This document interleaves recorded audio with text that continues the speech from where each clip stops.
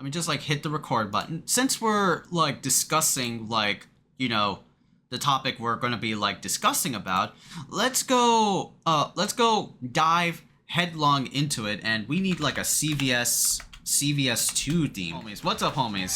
The Khaiza is back, and yeah, we're doing like another discussion. We're doing another discussion like significance video about what's up. Yeah, earlier the Khaiza was just like usually like streaming, and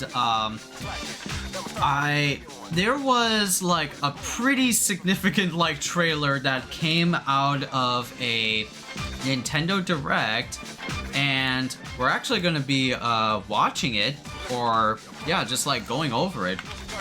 Apparently Capcom in a Nintendo Direct announced this little like beauty right here.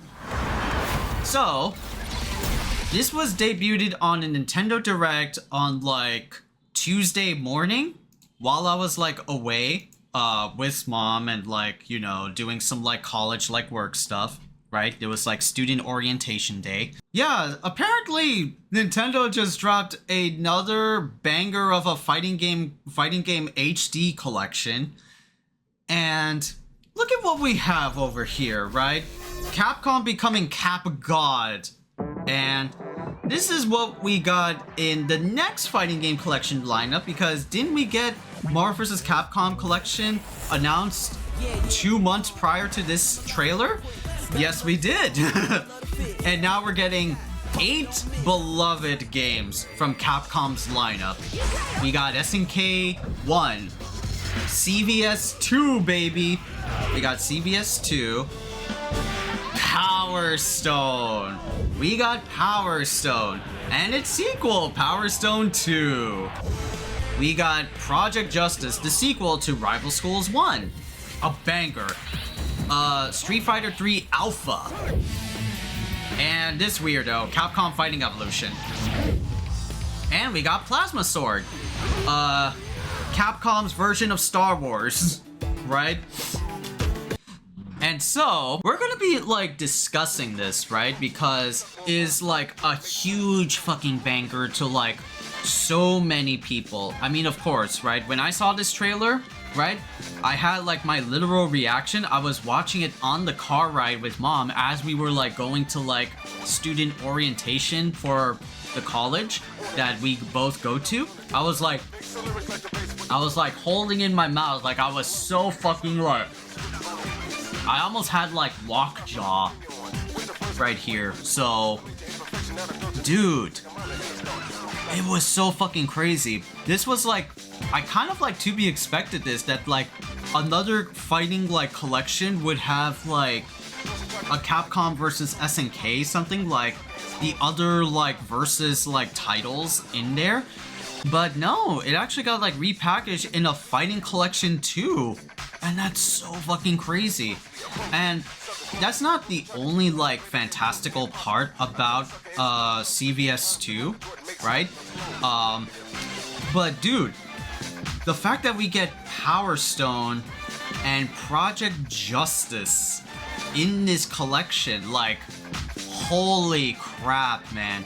We have, oh my Allah, we have not heard of those like titles in a long fucking while. So many people were hyped about Power Stone and Project Justice. Yeah, we're gonna be talking about like the specific game lists, right, on the website, right? It's like so significant for like this lineup, right? We'll go over like each one, right? Most importantly, CVS 1 and CVS 2, right? CVS 1 is kind of like, you know, the start. Was kind of like the start of like 2 classic like fighting game like titans at the time. And they were just like duking it out and competing with each other. And that's fucking Capcom and SNK. 2 big fighting game like giants producing bangers after like bangers, right? Capcom a lot more like varied, while SNK was headlong deep into their own like universes with the many KOFs that have come out at the time, as well as Fatal Fury and Samurai Showdown, right? So this was like a crossover match like in the making with Capcom versus SNK, right? And yeah, this was like a game like at the time it was definitely like Street Fighter coming into SNK world and SNK world coming into Capcom world in a gameplay sense. You know, you get to have like teams of 3 or like teams of like 2, and it was just fucking crazy, you know? Like this was like CVS1. I remember like little bits of like CVS1 though. I remember like little bits, not like a whole bunch, because I was more Marvel vs. Capcom more than anything. But dude, like this was like a legendary like showdown. Yeah, it wasn't in circulation a lot, as like the chat would say, as like eSkater would say, it wasn't in circulation a lot. This was kind of like a game if you're like 20 or like 30, then you would probably like remember it. If you were born in like in the 90s, it was not that memorable though. However, CVS2 is like the godlike sequel of CVS1, and this was kind of like the more popular Capcom vs. SNK title, right? This was technically the game that like sprouted like so many characters from not only Capcom but also SNK. It had the biggest like roster you could ever find in both Capcom and SNK, right? Although the roster picks are kind of a little bit weird, right? But the fact that like, the gameplay is definitely fucking expanded from the first game, oh my god. This is the game that like introduced like the isms, right? The different like A-ism, C-ism, V-ism. You can still find cabinets in Houston for this game in some places like Houston where eSkater lives at, if you look hard enough. Definitely one of those like goated games for, you know, just raw gameplay fundamentals. It was the crossover game of like the century at the time, rivaling kind of like even Marvel vs. Capcom though. It would even like rival MVC. It was just that fucking crazy. This was the game for FG heads. Exactly. You have all sorts of like different like characters in the roster. But this was like the roster of CVS2. It's a big hella roster for 2 different like fighting game companies. Expanding to like how many characters are there? 48 fucking characters in this one game like alone. The fact that like, this is a legendary fucking title. There are like some like, things that if you look deeply enough, outside of like, ooh, look, big roster, there were some problems with it because, on the Capcom side, if you look at like the Capcom side, there's a lot of like Capcom Street Fighter bias, right? There's so many Street Fighter characters rather than the encompassing multiverse that Capcom really like has. You get like a few characters like Kyosuke, Morrigan, Maki. The rest of the Capcom roster, I feel, is mostly Street Fighter dominant because that was like the game at the time. Everybody knows about Street Fighter, whereas games like Project Justice and Darkstalkers outside of Morrigan, were pretty much like, kind of like they don't have a lot of traction. They don't have a lot of like audience casual like memorabilia. They were just like there. And so what you remember a lot are the Street Fighter characters, because Street Fighter was definitely dominating. Just with like gameplay alone, Capcom vs. SNK 2 was like the game to like play because it's not just like, fighting game like fundamentals, footsies, and all that jazz, but it was smart because you had different ways of playing. A lot of like what CVS2 was made like really like great was not only, the bustin' soundtrack that you're hearing on this stream/video right now, but also on just like the core gameplay of it. Back in the day, it was definitely like that. Most people who visited Mexico thought KOF was a knockoff Street Fighter. Exactly. So like they needed names to sell on the console in the States. Exactly, right? What the fuck is KOF? Nobody knows what like these SNK like characters like really are. Who's this? Who's Kyo Kusanagi? Iori Yagami? Who's Ryo Sakazaki? If you're like from Japan, if you're at the time are big like fighting game old school diehard head, then you probably have a good understanding of like what these characters like are. If they sold it like just like an SNK, nobody would like remember them. But it was tied to like Capcom, so you gotta have like some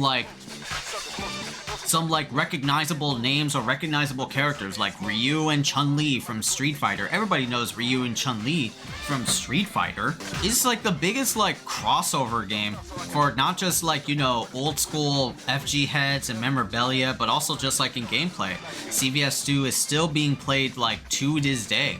Yeah, it just goes like at the behind the scenes level that the people at Capcom and SNK, they really love like their old school HD collections to be re-released and be introduced to new school gamers, which is pretty like a spot on like thing. Like bravo both companies. Like Capcom, because of new management that are there, Matsumoto and Nakayama-san, they've been striving so much just to make people really happy with not just like character inclusions and some of like their picks and choices in fighting games now, but also because they also see like the fan reception of like these HD collections being out and just making them like fun, you know?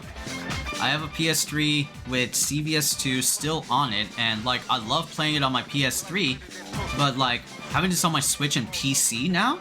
Yeah, right? Like the fact that like it's a modern HD recollection of, you know, some of these like titles, right? The hard part about like some of these like old school games is the fact that like you can't like buy them through a nowadays means. CVS2 technically, maybe, I think it's still up on the PlayStation Store on PS3, but I don't know.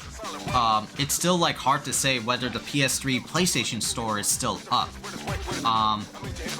But for other games like Power Stone 2, Project Justice, Plasma Sword, these games have not seen like the light of day for like God knows like how long. They've only been just like released to like the consoles that they were coming out at the time, and then that was it. The only way like you can play them like nowadays is through something like Fightcade or Null DC Bear. You have to be like a PC head to get these games to work and actually have people to play with you, right? Which is, you know, not a bad thing, but it just like speaks like the accessibility of these fighting game, Capcom fighting game collections to be out on modern day, right? You can play it on Switch, PC, PS4. Those things are cool, but they aren't as acceptable to casual players. Exactly. It just kind of like diminishes the fact that like, oh, you want to play these old school fighting games back then? Why don't you play Fightcade where you can play them? But it's just an easy way to say it if you know like how to work Fightcade and everything, but it's definitely hard to make the other person digest, how do I download Fightcade? How do I do Fightcade? Right? It's technically fucking hard. Unless you're like a PC head, but to a casual gamer that doesn't understand computers like all that well, this just makes like, you know, this just makes like, you know, collection ports a lot more easier because you can just like play it in any like modern day system and not have to worry about, let's say, like different like ROMs that you have to like download beforehand, and make sure your computer storage is plenty enough to get Null DC Bear and all those different like ROMs. Like cheese and rice, dude. Like Fightcade can be like pretty good, but it's also very stigmatizing as well, because there are a lot of like old school heads that just keep continuously to play this game. So to the casual perspective, it's not that great to just like jump on in. You're a new player, I want to play Power Stone, I want to play Project Justice, and you get bodied by some of like the top tiers or like the sweat lords in that game. It's not fun. I always encourage like play someone that's like around your similar skill level. Older gamers who haven't played FGs in a while, but they used to, now have just casually play, something like 5K will piss them off.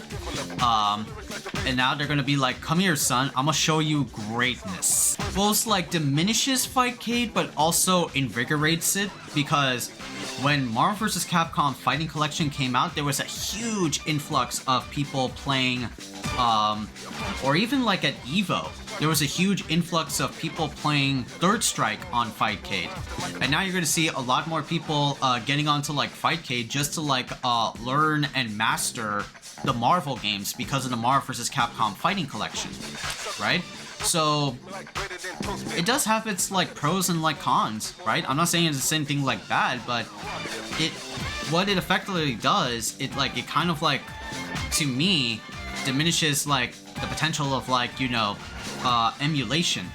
You can still play emulation, but it just means that like now you don't have to worry about like different things like flycast and all the different like variables that come with like old school FG emulation and play it with other people.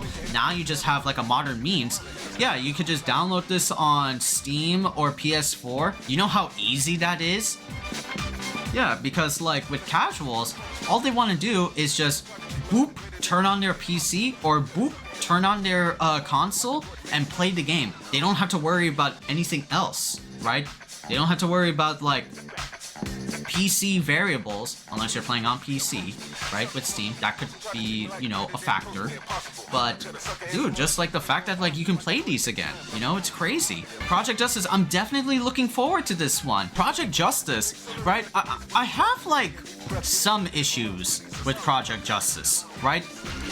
Project Justice is the sequel to the first game of the series, which was Rival Schools, right? Rival Schools is the one that started the OG classic of high schoolers beating the shit out of each other and fighting the goddamn like drugged principal or evil principal. Cool, right? But the fact that like, okay, it's the sequel and not like the first one, right? It kind of like shows that there were like some complications with like the first one, maybe. As much as I love Project Justice, right? This is like the sequel with more expanded mechanics. You can have 3 players instead of 3 characters instead of like 2. You can travel around like, you know, the high school like map. You have more expanded mechanics like team mechanics, tardy counters, right? This is a much more better evolved Rival Schools game than the OG one. But the only like problem with Rival like Schools, to get that out, and I could understand this like why, probably because of the intro. It was probably because of the intro of Rival Schools, right? Rival Schools had like a hella like anime ass like opening with like vocals and a unique like, you know, sound beat to it that made it feel really like it's its own world. But that shit like came out like in the 90s. It's hard to get like the song out now. They need the intro and solid mechanics that casual players won't be turned off by. Yeah, they need like, you know, really solid like, you know, a thing that like attracts Rival School, not just like in presentation, right? Presentation in Rival School is really sick, but when it comes down to like gameplay, how are you going to attract like casuals to play this game? The gameplay of Rival Schools is like this was like the time when Capcom was doing 3D fighters because of the rise of Tekken and Soul Calibur and Virtua Fighter. So they were trying to emulate those like 3D archetypes into their own like games, you know? And when you see gameplay like, let's say, Rival Schools, it definitely has like the 3D like landscape for you to like play. Like you have like technically Tekken like side steps and shit like that. You have like launchers, but it is a different way of looking at and playing as a 3D fighter. It definitely has unique mechanics, but if you know anything about like fighting games, homies, mechanics aren't the things that like sell fighting games to casuals. It's pretty visuals and like a huge roster, unique like setting, something to like get casuals like strung along. But even then, right? How are you gonna make this friendly to casuals? Are you gonna add like one button auto combos or something like that? But Rival Schools is definitely like a classic that, you know, a lot of like very diehard Capcom fans want to see like a sequel or a remake of Rival Schools like in the modern day, you know? What's other like a Capcom like GOAT? Power Stone. Power Stone is basically Smash Brothers but Capcom. This was like a weird like obscure not really like a fighting game. This was more of like the truest definition of Smash. It wasn't like a lot of, but without the drama. Exactly. There's no like drama in Power Stone. Yeah, the whole like mechanic of like Power Stone is that it's like kind of like a party game. You like fight dudes like in a landscape like this. You have like characters like beating the shit out of each other. But the mechanic is that you get gems, and the more gems you collect, you get like an install, and you essentially like kill your opponent with your badass like Power Stone installs, right? There's also like items that you can throw around. You can also do regular like attacks to beat up the opponent. It was a fun fucking Smash Brothers, right? That Capcom has made, which also like made Power Stone 2. Power Stone 2 definitely like a sequel to Power Stone 1 with more mechanics, more things like that, more roster like additions. The 4-player Power Stone. Power Stone is definitely like one of those like classic like casual Capcom games, right? And again, this was like, you know, Capcom trying to emulate the success that Smash Brothers like 64 or even like Melee, like Power Stone came before Melee, so it wasn't really like Melee, but like the idea of like, you know, a party like game that you can use like items and things like that, and like, you know, kill the opponent was really like spectacular. But it went on to like have like a sequel, get like a bigger like expanded like roster. Power Stone is like a well-deserved like classic, and you get some of like the more obtuse ones like Plasma Sword, right? Plasma Sword is basically Star Wars mixed with Soul Calibur. Right? You get to play as like Luke Skywalker, fighting the forces of like, you know, space evil, things like that. You play as like Hayato, who's like the main character of the game, and you get to have all these like lightsaber duels, and the lightsabers are like different weapons. Like one is like a hulu. One is like a hulu, one is like a big ass like Siegfried sword. I saw a video that said it was supposed to be a Star Wars fighting game, but licensing fell through, so we get this now. I'm glad that it like it didn't have like the Star Wars like label, because it wouldn't be Capcom if it weren't like, you know, unique enough. Right? Capcom is all about, you know, the weird like diverse games outside of like Street Fighter and like, you know, things of the like. Yeah, let's put in as much weird content as we have because we're Capcom and we can. Things like that. It would have fallen into obscurity if it had the Star Wars like label. Yeah, like TMNT Tournament Fighters is a great and solid fighting game. I have not played it though, but it definitely fell into obscurity. You know what didn't draw a lot of public eye? Capcom Fighting Evolution. This is a weird ass game, and I am not too familiar with Fighting Evolution. This is kind of like, you know, Capcom's like all-star game, but very like done poorly. I've only like heard like rumors and like word of mouth that like Fighting Evolution is not the greatest like Capcom fighting game there is from the company.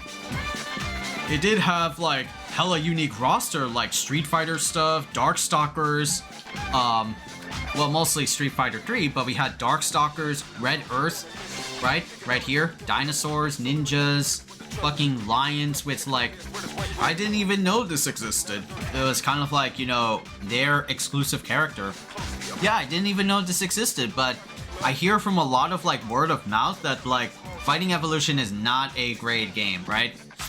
It was kind of like definitely one of the weirder ones in their like lineup. So, and of course we gotta have like a Street Fighter game in here, and that's Street Fighter Alpha 3, which is, you know, this is like Street Fighter, but with like, you know, more anime caricatures, accoutrements.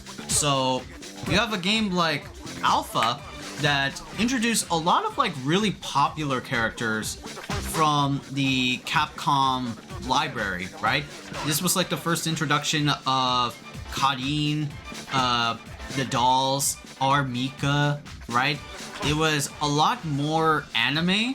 They re-released it because the first collection, Alpha, did bad. I'm pretty sure this was also in like, you know, the Street Fighter 30th anniversary collection. Yeah, I think so, that Alpha was in the 30th anniversary collection. That's the one I was talking about. Oh, yeah. I think so. I haven't played it in a long time, but I'm pretty like 99% sure that Alpha was in the 30th collection. So this is just like, you know, why this is called upper version, right? This is the there you go, right? This is the upper version of the final installment of Alpha 3. Choose your favorite ism or fighting style. Play mind games with Xism. This is the Capcom Fighting Collection, right? And yeah, like all these games are pretty vital, especially these four. And CVS 2. Last version, maybe, yeah. But it's important to note that like these 4 or these 5 or these 6, right, to like better like extent, are like super important now, because yeah, Capcom is pretty much okay with technically reviving, quote unquote, reviving old school games and gauging fan like audience response, right? We just had like the Capcom like polls, and yeah, a lot of people want Dino Crisis, but as a Capcom fan, we want to see old school FGs come back and be played in the modern light, right?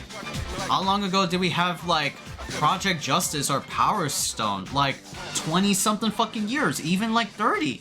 But the fact that we get to like play them in modern day and us like be introduced of like why these games are like so great, it's pretty spectacular. There are definitely a lot more like Capcom classics that they can definitely do in a future collection, since these collections are kind of like hitting a buzz with a lot of like not just old school heads but also casual fans, more recently with Marvel Fighting Collection and Capcom Fighting Collection here, we can now like speculate more chances for Capcom to bring back other old school IPs. I'm still waiting on like Tatsunoko vs. Capcom back on the Wii, man. The only problem with Tatsunoko vs. Capcom is that, yeah, Capcom can be fine with it for some, right? I don't know how they'll bring back Onimusha guy, but yeah, the Tatsunoko characters are a different headache, because it's not just like Tatsunoko, they're different like sub-brands under the Tatsunoko belt, like Gatchaman and Holomar and Tekkaman and Kashard. There's so many like different IPs under Tatsunoko that it's going to be hard to bring them back because licensing, right? Those things have like aged horribly, and if they get like out again, or if some like streamer streams Tatsunoko, yeah, eSkater, our resident like lawyer, licensing with Japanese characters, where IP copyright laws over there in Japan work differently in the US. So it will be a whole string of headaches and licensing agreements that they have to like sit down and go through for Tatsunoko to be finalized. Before Tatsunoko vs. Capcom to be like finalized and be HD repackaged. So it's rough, man. It's not that like easy, because you have to deal with like that. I would love Tatsunoko to be back, but dude, there's gonna be negotiations and lots of negotiations for Tatsunoko vs. Capcom to, in a way, come back. And it's gonna be like hard. And that's why like collections, as like eSkater, as the chat would say, godsends. These are like collections of, you know, very well-deserved and highly requested like game series from Capcom like fans that want to see them in the light of day and actually be played without the means of like Fightcade. It's kind of like what I saw in a Dorji Arcade video, right? On his take of the Marvel vs. Capcom Fighting Collection. He paraphrased it as this, right? About pizzas, right? You can go about like Fightcade, you can go make your own pizza, right? Because you're craving pizza, but you have to do all these like steps to make like the perfect pizza. You need dough, you need yeast, you need the right temperature, you need quality good tomato sauce, cheese, right? And you had to let it sit there like in the oven for some time in order for it to, you know, be a pizza. But then you could just order like a pepperoni large stuffed crust pizza from Pizza Hut, and there you go, you got your pizza.